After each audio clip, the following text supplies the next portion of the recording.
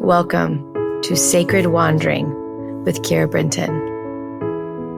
My friend, this is a corner of the world where time stops, where the noise in our minds quiet, where we have soft hearts and we open our palms and we ask. This is a place where we receive.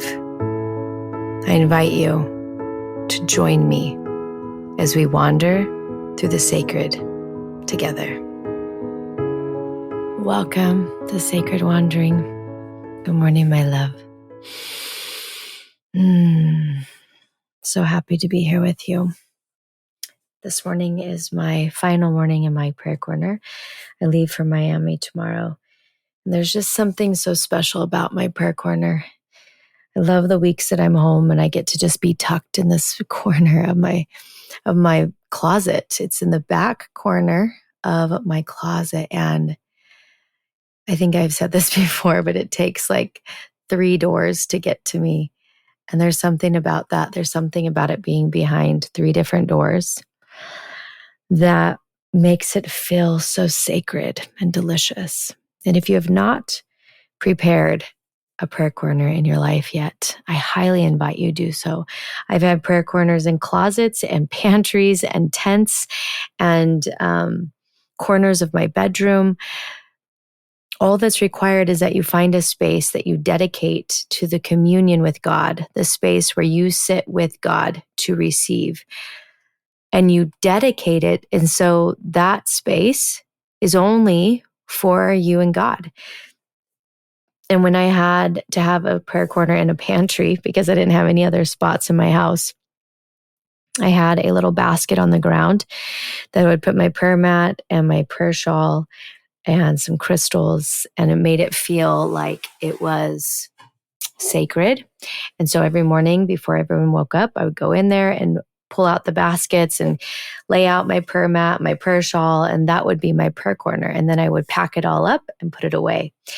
And so if you don't have a spot that can always be dedicated just for prayer, that's an idea. But if you're here with me and you're doing Sacred Wandering with me every day, then I highly suggest you create a prayer corner. I have a desire to make a free little course on how to create sacred space. So I'm just going to put that on my list and I will do that for you. Okay. So let's begin today with a nice deep breath in from the top of your head, all the way down to the tips of your toes, grounding you into your body. Let's go again. And we're going to breathe all the way down, all the way out through the soles of your feet. I'd love to call on our angels and our guides in and through the divine light that they may come and sit with us. They may hold us in the deepest place of safety and peace. And we're going to ask that light may cleanse our ears so our ears may be tuned to the frequency of the voice of God so that we may hear God speak. And we're going to ask that light will cleanse our third eyes, that we'll have access to all of our gifts, that we may see visions and that we may hear the voice of God. That light will cleanse our lips, that we speak the words we want to create in our worlds. So I'm going to read to you one of my favorite blessings I received from God. And I feel like I've done a podcast on this, but I always put a heart on every journal entry that I've recorded, and there's no heart here. So if I have done this one, well, we're going to do it again because this is one of my favorite ones. These are the words that I received. Doubt leads you to humility. Doubt makes you continue to seek. Like blood fills your veins, doubt fuels your faith. Both are needed to pump the heart. The veins and the blood feed the heart. Faith and doubt feed your purpose. It's so good. It's just so good, right? Oh man. I feel like that is one of my favorite messages of all time because I spent so much of my life trying to delete doubt, trying to run from doubt. And what I received in that message was so clear. The doubt is needed. It makes you a seeker. It makes you hungry. It fills your faith. And so today, as we go into prayer, I invite you to pick up doubt. And we're going to give it to God. And we're going to ask that God will transfigure it into the energy of faith.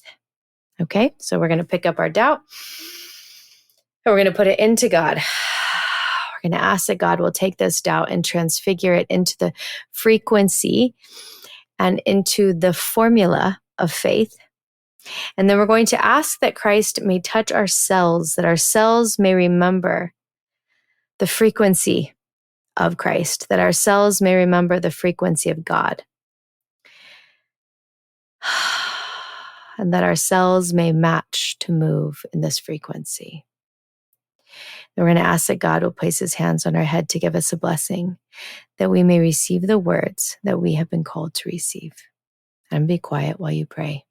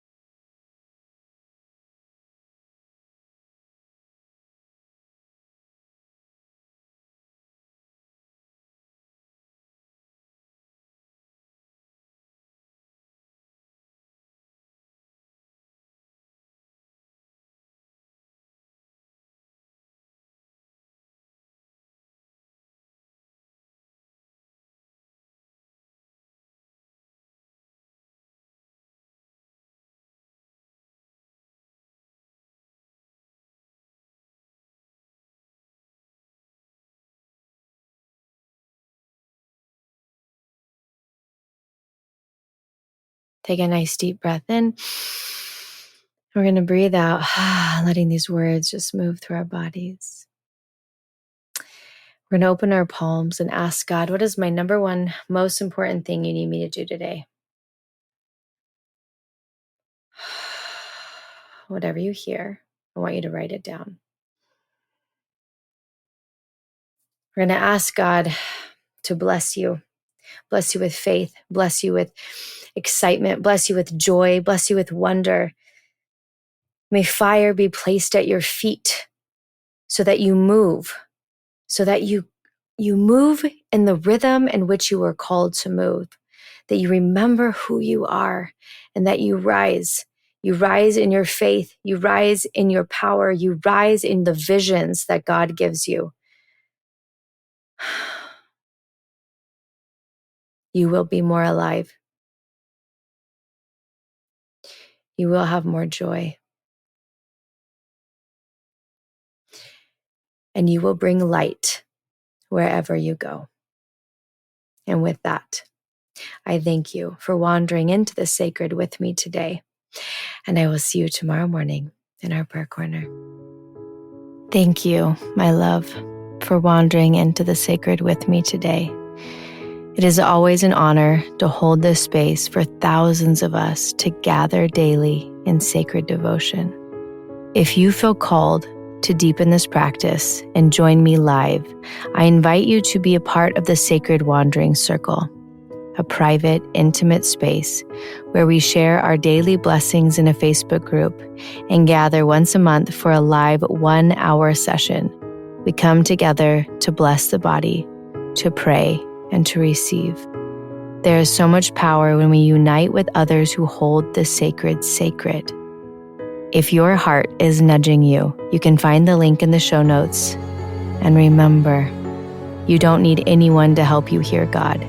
You are the conduit. God speaks directly to you. And your prayer corner, it lives within you always.